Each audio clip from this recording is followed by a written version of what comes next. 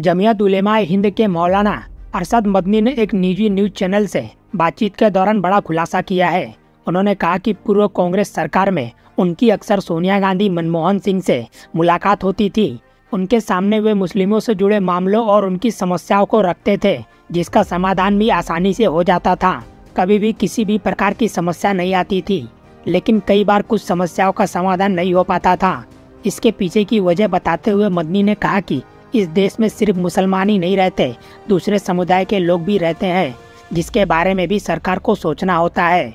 इसके अलावा जब अरशद मदनी से पूछा गया कि आप कभी प्रधानमंत्री नरेंद्र मोदी से नहीं मिले, तो इस पर उन्होंने कहा कि मैं कभी भी पीएम मोदी से नहीं मिला हूं।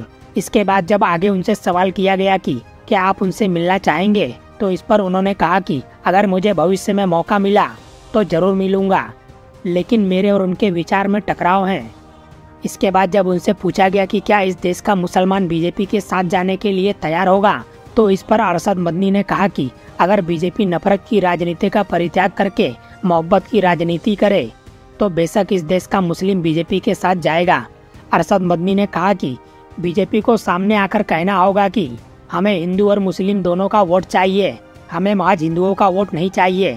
इसके अलावा अरशद मदनी ने न्यूज चैनल से बातचीत के दौरान ये भी कहा कि इस देश का सेकुलरिज्म खतरे में है, देश का धर्मनिरपेक्षता खतरे में है, और मुझे ये कहने में कोई गुरेज नहीं है कि इसके लिए अगर कोई जिम्मेदार है तो वो बीजेपी है।